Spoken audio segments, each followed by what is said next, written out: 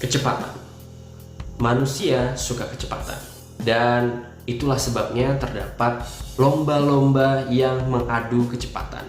Mulai dari lomba mobil, lomba motor, lomba balap karung, dan itu semua mengadu kecepatan. Di dunia jam tangan itu juga sangat erat hubungannya dengan kecepatan.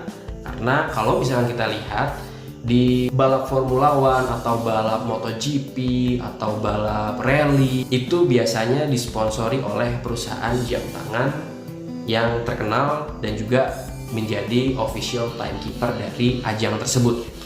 Nah, di sini gue mau ngebahas sesuatu yang berhubungan dengan kecepatan dan juga jam tangan, yaitu adalah complication dari tachymeter. Apa itu complication tachymeter dan juga bagaimana sejarah singkat dari tachymeter, kita bakal bahas di video kali ini. Dan sebelum kita mulai, gue mau ngelakuin wristwatch check dulu. Di video kali ini gue menggunakan jam tangan Seiko SNN 151P1 yang merupakan jam tangan dengan complication chronograph dan juga ada tachymeternya. Dan di video kali ini gue ditemani oleh rekan gue Aras yang sedang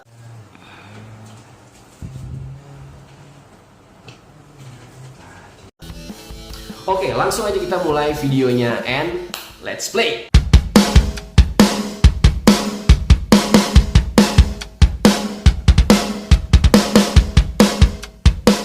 Sekarang kita bakal ngebahas secara singkat dari sejarah chronograph. Chronograph yang merupakan kata dari Yunani yang berarti krono atau personifikasi dari kata waktu, dan juga graf yang berarti menulis, di mana arti dari chronograph adalah menulis waktu atau mencatatkan waktu. Sejarah ditemukannya chronograph modern pertama itu terjadi pada 1816, di mana pembuat jam tangan dari Prancis, Louis Moinet, menemukan chronograph pertama. Lalu di tahun 1821, chronograph buatan Nicolas Mathieu Rieussec menjadi chronograph yang dikomersialkan pertama, di mana chronograph tersebut memiliki bentuk seperti box dari kayu yang dapat mencatatkan waktu dengan menggunakan tinta. Lalu di tahun 1844, Nicolas membuat sebuah development yang lebih jauh, di mana dia memberikan sebuah mode resetting pertama pada chronograph. Namun pada waktu itu chronograph masih menjadi alat yang terpisah dari jam tangan. Chronograph waktu itu banyak digunakan di berbagai aspek kehidupan seperti di dunia militer, di dunia olahraga, khususnya untuk mencatat lomba lari, lalu digunakan untuk dunia medis untuk menghitung dari detak jantung dan juga berbagai hal lain dalam aspek kegiatan sehari-hari pada zamannya. Lalu pada tahun 1913, Longines menjadi salah satu pembuat chronograph pertama yang menggabungkan fungsi chronograph dengan jam tangan. Jadi jam tangan itu merupakan jam tangan yang memiliki complication chronograph. Breitling juga menciptakan jam tangan chronograph di mana memiliki pusher yang terpisah. Dengan seiring perkembangan complication dari jam tangan chronograph memiliki fungsi tambahan yaitu sebagai tachymeter, di mana tachymeter merupakan skala yang dapat digunakan untuk mengukur kecepatan suatu objek atau untuk mengukur jarak dari suatu objek. Lalu pada tahun 60-an, perusahaan jam tangan berlomba-lomba untuk merilis jam tangan automatic chronograph pertama. Oke, sekarang di depan kita sudah ada salah satu jam tangan dengan complication chronograph dan juga ada tachymeternya, dan di sini kita bakal ngebahas gimana cara menggunakan jam tangan chronograph. Nah, jam tangan chronograph itu pada dasarnya adalah jam tangan dengan penambahan fungsi atau complication dari sebuah stopwatch. Jadi di sini untuk pengoperasian chronografnya itu terdapat dua pusher. Yang pertama, pusher yang ada di jam 2 dan juga pusher yang ada di jam 4. Nah, di sini fungsinya pusher yang di jam 2 adalah untuk memulai dan juga menyetop dari chronograph. Kita tekan di sini. Nah, kita bisa lihat jarum detik chronografnya itu berjalan. Lalu kita stop. Nah, lalu untuk melakukan reset atau mengembalikan jarum chronograph ke angka 0, itu kita menekan pusher yang ada di jam 4.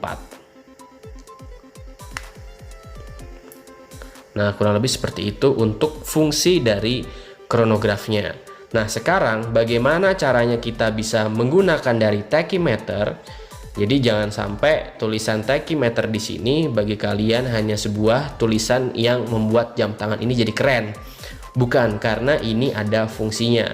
Jadi kalau misalnya kita lihat di sini terdapat ada skala mulai dari 400, 300, 240, 200 sampai dengan 60. Nah, di sini fungsinya adalah untuk melakukan pengukuran kecepatan dari sebuah benda. Bisa itu mobil, bisa itu sepeda motor atau apapun itu, dengan menggunakan skala waktu yang ditempuh dibagi dengan jarak yang ditempuh. Nah, di sini satuannya kalau misalkan kita hitung ya, misalkan nih kita lagi di tol, itu kan di pinggiran jalan tol di sebelah kanan itu biasanya ada marka yang menunjukkan angka kilometer.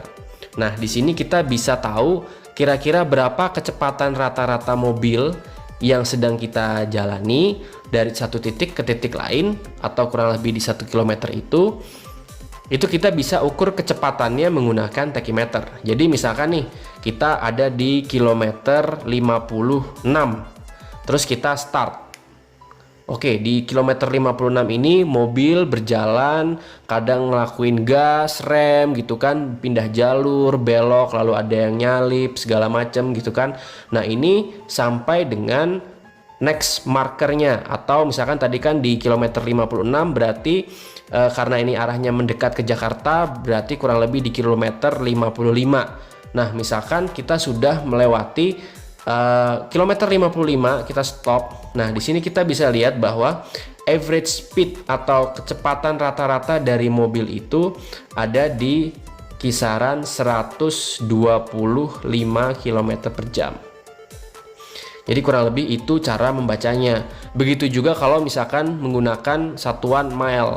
Kalau misalkan tadi hitungannya 1 kilo, berarti kan kecepatan 1 kilo ditempuh dengan kecepatan 125 km per jam. Kalau menggunakan satuan mile, dia menempuh 1 mile itu dengan kecepatan 125 miles per hour. Jadi kurang lebih seperti itu cara menggunakan dari tachymeter. Oke, kurang lebih itu adalah penjelasan di video kali ini. Semoga bisa bermanfaat buat kalian semua. Thank you, see you in another video. Bye-bye.